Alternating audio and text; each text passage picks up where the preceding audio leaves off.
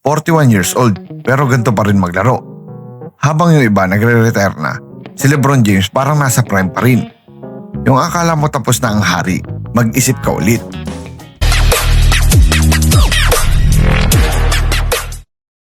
What's up mga idolo?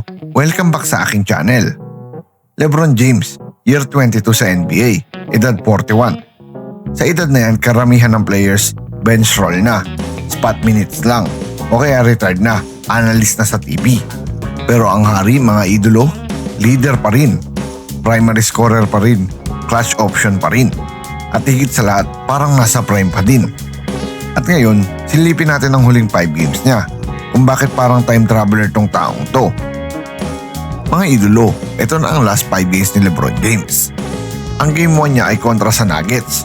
Nagtala siya ng 19 points, 8 out of 15 field goals, 1 out of 1 sa 3-point area, 9 rebounds, at 8 assists. At meron din siyang 13 plus minus. Game 2 naman mga idolo, kontra Clippers. Dito makikita yung vintage LeBron, laban naman sa Clippers nila Kawhi. Nagtala siya ng 23 points, 9 out of 19 field goals, 2 out of 2 3-point mades, 5 rebounds, 1 assist at 3 steal. At meron din negative 15 sa plus minus. Kahit mas bata ang bantay, hindi siya na-outplay. Mas tama ang desisyon niya every possession. At ang game 3 naman, kontra sa Mavericks.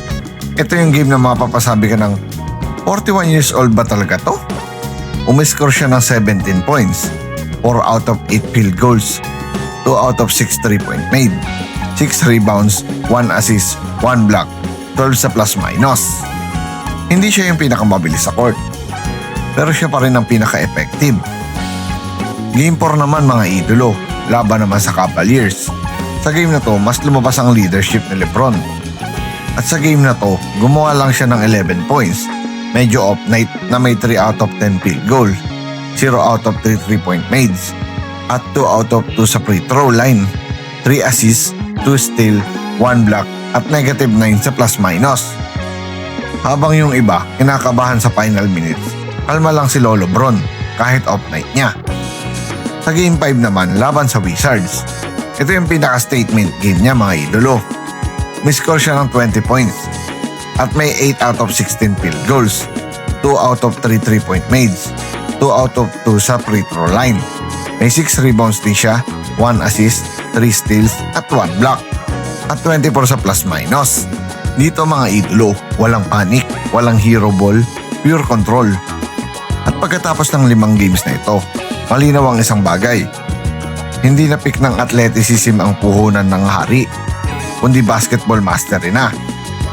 Mga idolo, bakit may advantage pa rin si LeBron sa mas bata? May 5 dahilan ako nakikita dyan. Una na rito ang basketball IQ na hindi matutumbasan. Mas bata equals mas mabilis. Mas bata equals mas athletic. Pero si LeBron James, alam niya ang tendencies ng defender. Alam niya kung saan lalabas ang help. Alam niya kung kailan mapapagod. One step ahead palagi. Pangalawa rito ang old man strength. Hindi na siya kasing bilis ng dati, pero mas malakas at mas stable siya. Hindi basta natutulak, hindi basta natitinag sa contact. Post-game na parang power forward pa rin. Mas bata ka man, kung mali ang pwesto mo, tapos ka. Pangatlo rito mga idolo, ang body care and conditioning niya. Ito ang secret weapon ni LeBron. Recovery, discipline, preparation. Habang yung iba umaasa sa youth, si LeBron umaasa sa process. Kaya kahit back-to-back games, consistent pa rin ang laro niya. Pang-apat mga idolo, shot selection equals prime level. Hindi na siya basta susugod. Ngayon, mas matalinong tira, mas konting pilit, mas mataas ang efficiency. Parang prime LeBron pero mas calculated. Panghuli at panglima sa ating listahan mga idolo, mental edge. Ito ang hindi kayang tapatan ng edad. Pressure, wala. Trash talk, seen it all. Big moment, normal day lang. Habang yung mas bata, ninenervyos, nagmamadali, nagpo-force, si LeBron, relax, focus, dangerous. Ano ibig sabihin ito sa legacy ni LeBron mga idolo? Hindi na lang ito tungkol sa points. Hindi na lang ito tungkol sa wins. Ito ay tungkol sa longevity dominance. Walang player sa history na ganito katagal.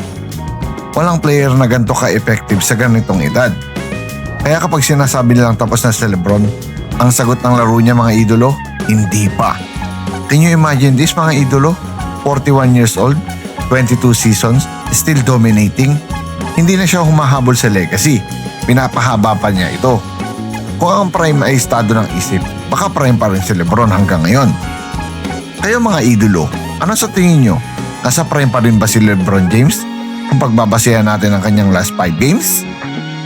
I-comment nyo sa baba at aking babasahin. At baka makalambing na din ako sa inyo ng like, share at subscribe.